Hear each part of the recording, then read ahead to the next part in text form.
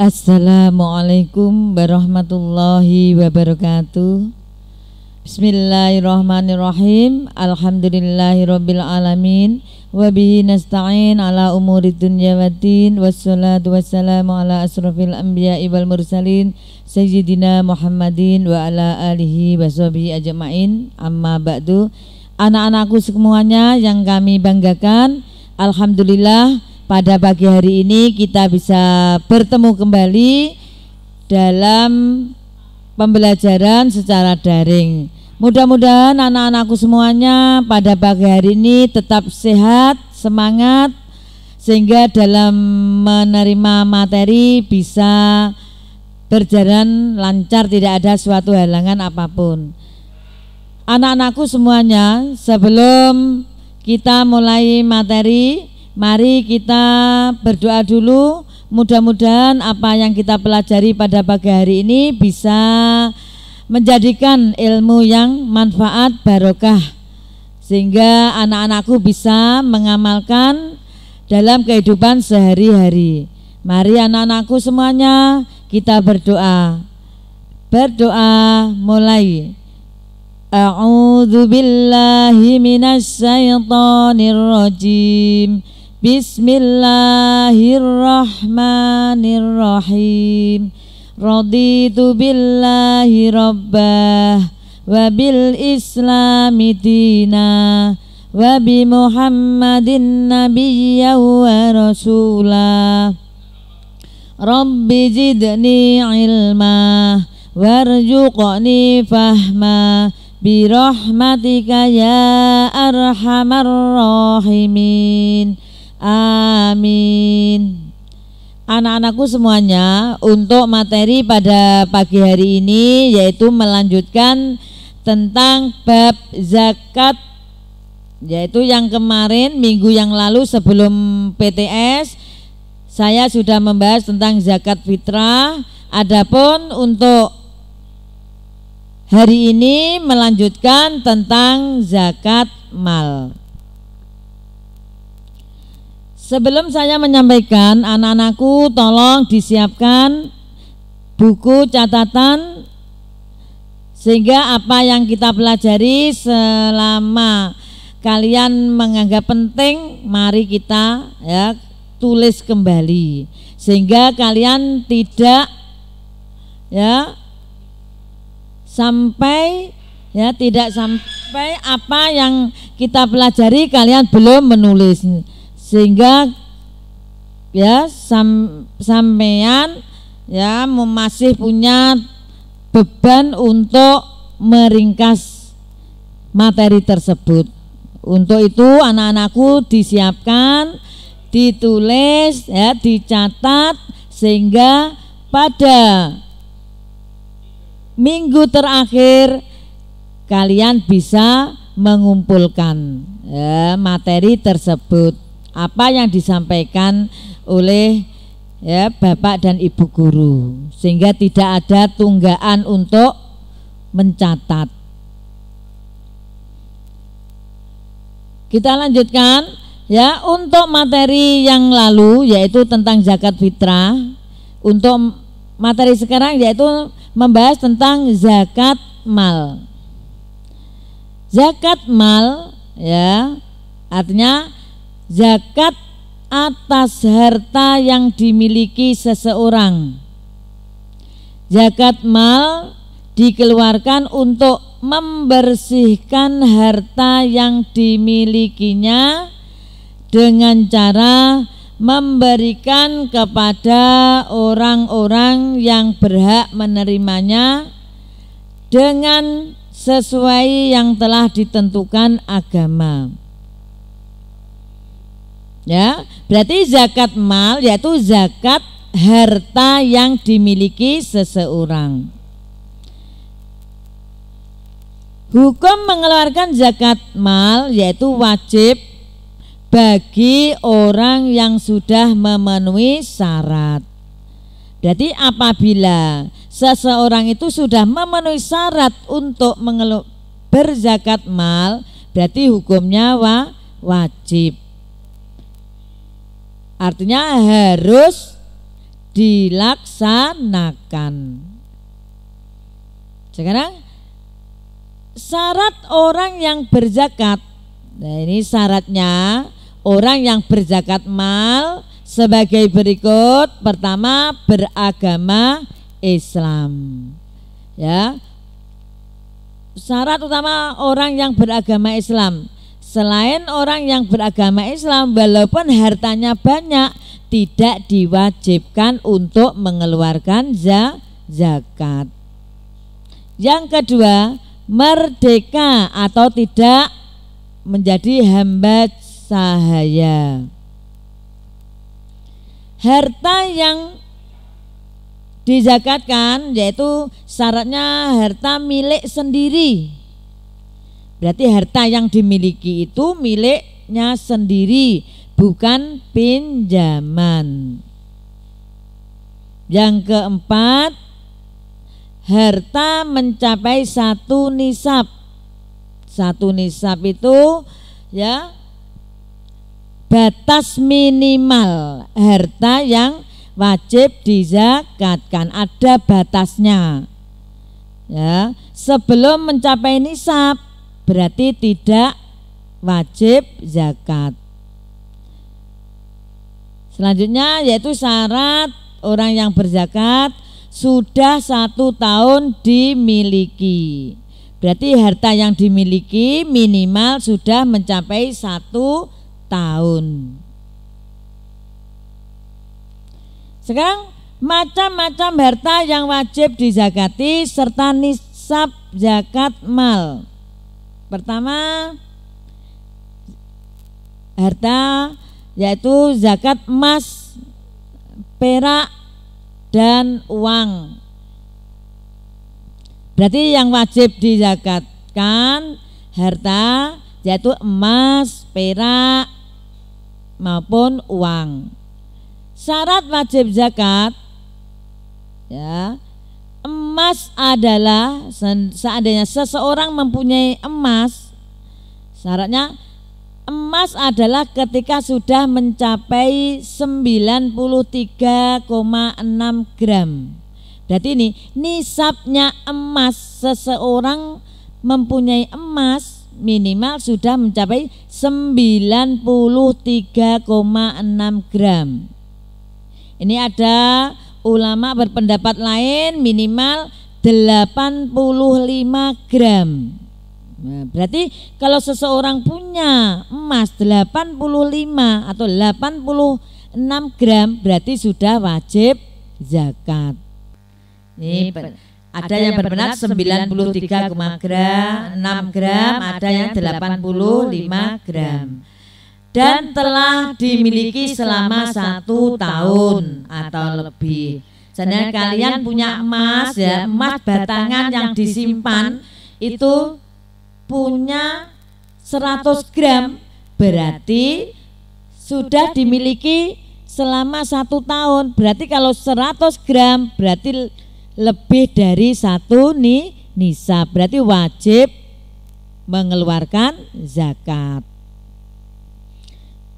Yang selanjutnya perak. Ya, seandainya seseorang punya perak, nisab perak berapa? 624 gram. Ya, dan telah mencapai haul. Haul itu 1 tahun dimilikinya.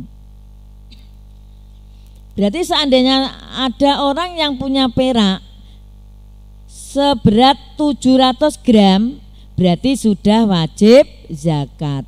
Tapi seandainya punya perak 500 gram berarti tidak wajib mengeluarkan zakat karena kurang dari 1 nisab.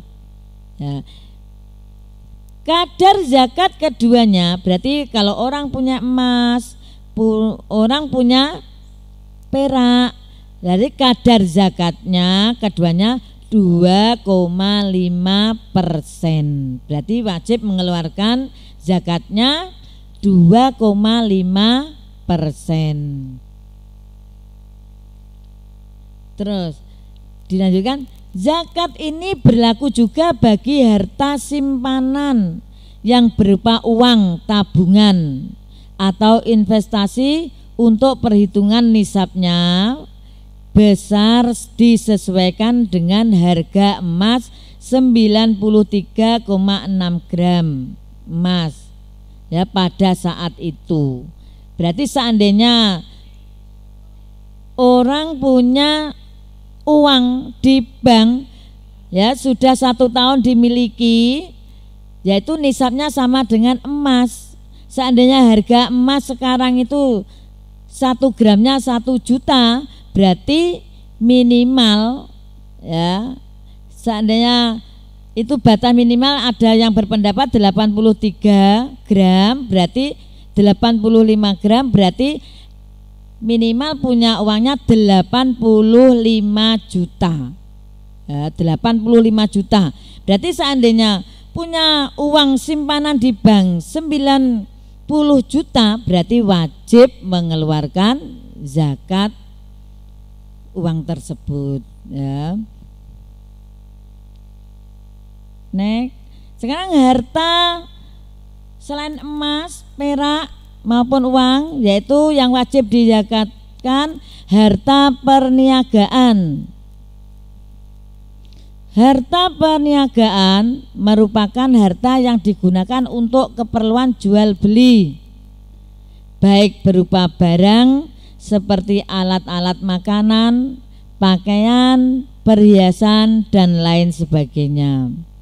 Berarti seandainya seorang pedagang ya, itu berarti wajib zakat ya.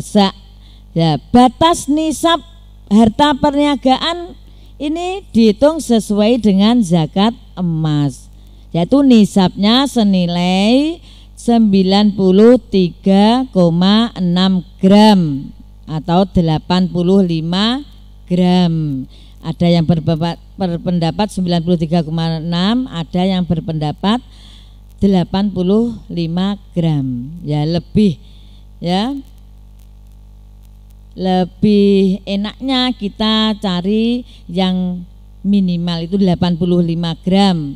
Berarti seandainya aset yang dimiliki pedagang itu seandainya dijumlah sudah mencapai tadi harga emas sekarang 1 juta, karena asetnya yang dimiliki dalam perdagangan itu lebih dari 85 juta, berarti wajib mengeluarkan zakat perniagaan.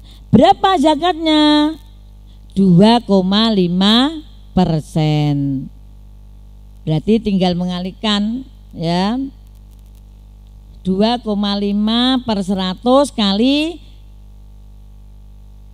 harta yang dimiliki seandainya 100 juta ya, tinggal dikalikan ada berapa.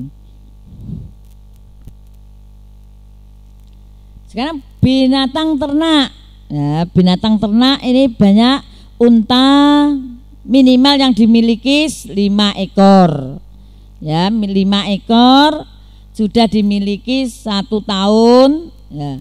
Yang kedua sapi, kerbau, kuda, kambing, dan domba. Itu nisabnya berarti batas minimal orang itu wajib zakat itu kalau unta 5 minimal, sapi antara 30 sampai 39.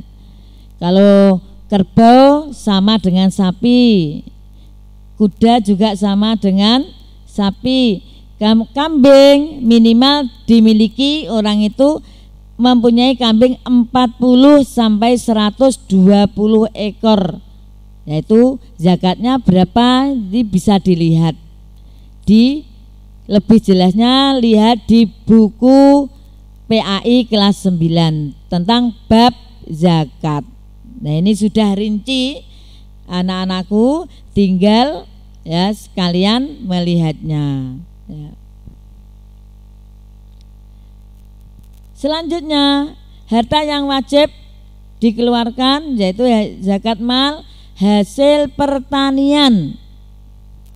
Yang dimaksud dengan hasil pertanian yaitu khusus yang memproduksi makanan pokok, contoh beras, jagung, gandum, sagu dan lain sebagainya. Nah, zakat jenis pertanian diberikan setiap kali panen.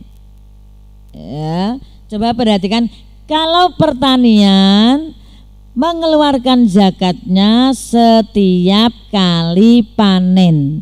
Tapi untuk emas, perniagaan itu apabila sudah mencapai 1 tahun ya dimiliki.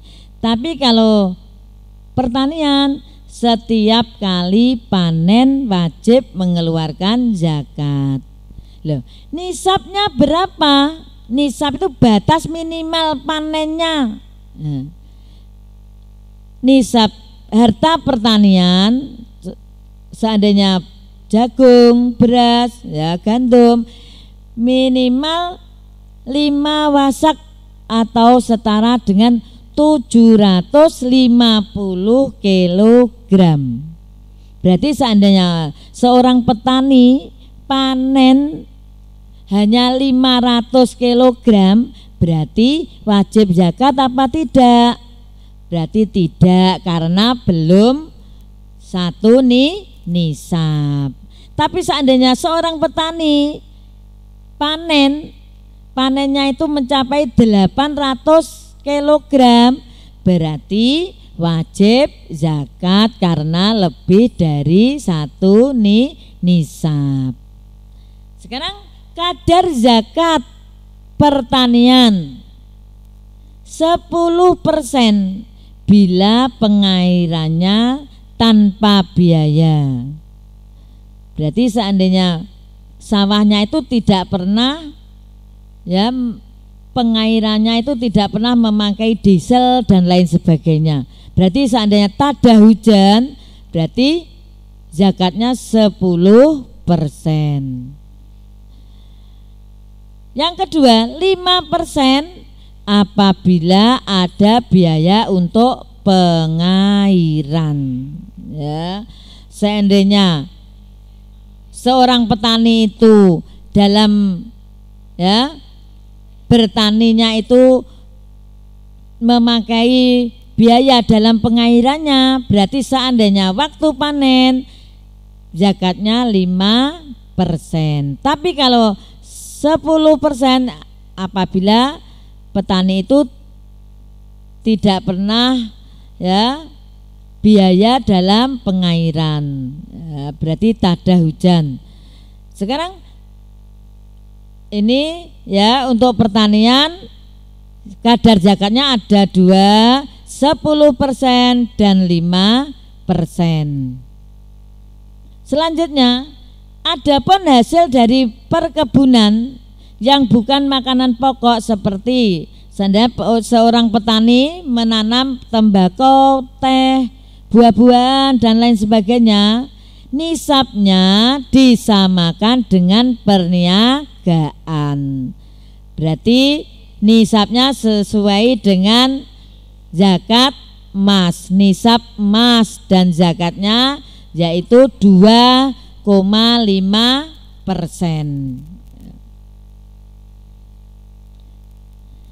Sekarang dilanjutkan harta temuan, disebut rikas. Seandainya ada orang menemukan harta yang contohnya harta itu sudah tidak bertuan lagi, ada harta terpendam yang ditemukan, dia menemukan emas atau uang berjumlah seperti contoh itu, yaitu tinggalan yang ada di dalam tanah, contohnya harta korun. Kalau seorang menemukannya, harta itu menjadi haknya, namun harus dikeluarkan zakatnya yaitu 20%. Berarti zakat harta temuan, harta itu sudah tidak ada yang memiliki lagi, berarti dimiliki seseorang yang menemukan. Berarti pada waktu menemukan harta tersebut zakatnya 20%.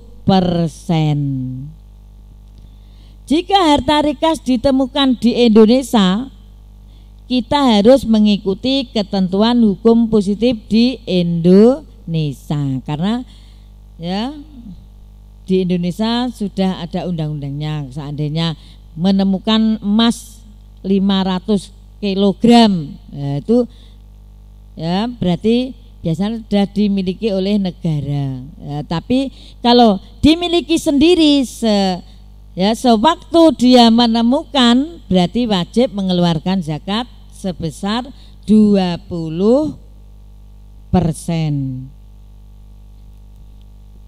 Nah, ini selanjutnya ada zakat profesi, ya.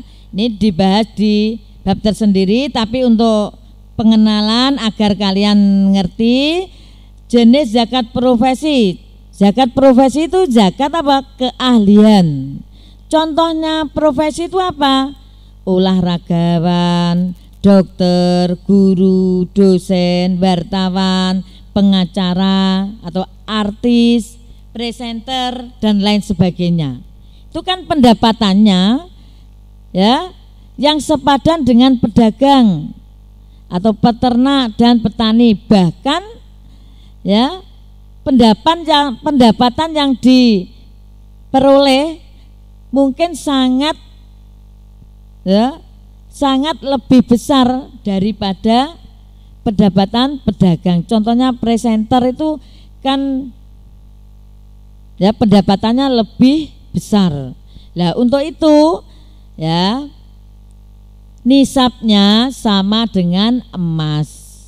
Seandainya ya setelah orang yang zakat profesi itu sudah dikumpulkan, ditabung selama 1 tahun. Nah, 1 tahun itu ada tabungan sebesar minimal 100 juta, berarti wajib dizakatkan, yang disebut zakat profesi. Nah, teknik pemberiannya bisa setiap tahun atau setiap bulan atau saat mendapatkannya. Contohnya mendapatkan uang yang banyak, oh ini disisihkan untuk zakat. Lah itu boleh. Lah besar zakatnya 2,5%, sama dengan perniagaan. Nah, sekarang dilanjutkan orang-orang yang berhak menerima zakat atau disebut mustahik. Pertama, fakir, miskin, amil, mu'alaf, rikob, gharim, sabilillah, dan ibnu sabil. Berarti orang yang berhak menerima zakat itu ada 8 asnaf. Mari kita bahas bersama-sama. 1, fakir. Nah, fakir adalah orang-orang yang memiliki harta namun sangat sedikit. Orang-orang ini tidak memiliki penghasilan sehingga jarang bisa memenuhi kebutuhan sehari-hari dengan baik. Maka wajib menerima zakat yang disebut fakir. Yang kedua, miskin. Ya, di atas fakir ada orang-orang yang disebut miskin. Mereka adalah orang-orang yang memiliki harta namun juga sangat sedikit.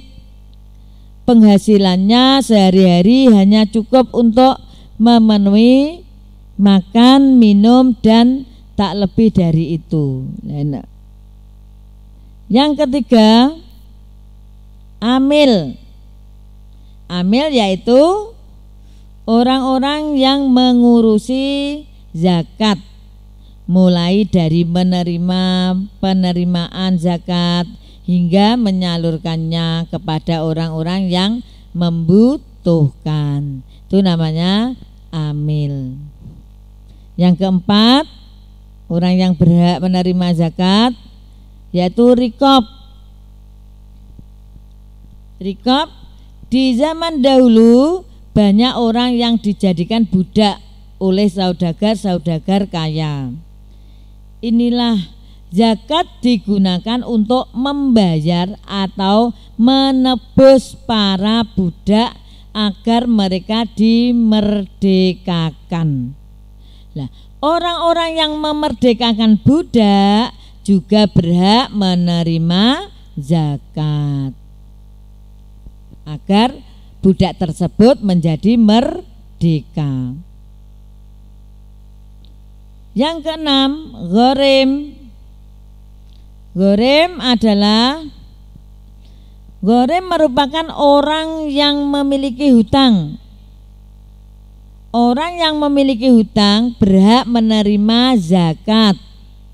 Namun orang-orang yang berhutang untuk kepentingan maksiat seperti judi dan berhutang demi memulai bisnis lalu bangkrut, hak mereka untuk mendapatkan zakat akan gugur. Berarti seandainya orang punya hutang banyak tapi hutangnya itu untuk maksiat, berarti tidak wajib menerima zakat.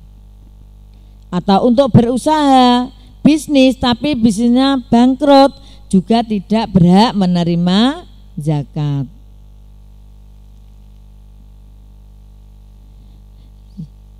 Selanjutnya yaitu mu'alaf. Mu'alaf yaitu orang yang baru masuk Islam. Atau mu'alaf juga menjadi golongan yang berhak menerima zakat. Ini bertujuan agar orang-orang semakin mantap meyakini Islam sebagai agamanya, Allah sebagai Tuhan dan Muhammad sebagai Rasulnya. Berarti sehingga orang yang baru masuk Islam itu yakin bahwa Allah itu sebagai Tuhannya dan Nabi Muhammad sebagai utusan Allah. Yang kelima,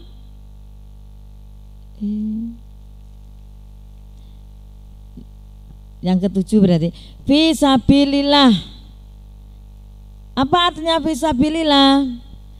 Yang dimaksud dengan sabilillah adalah segala sesuatu yang bertujuan untuk kepentingan di jalan Allah, atau disebut berjuang di jalan Allah. Contoh, pengembang pendidikan, dakwah, kesehatan, panti asuhan, madrasah diniyah, dan masih banyak lagi.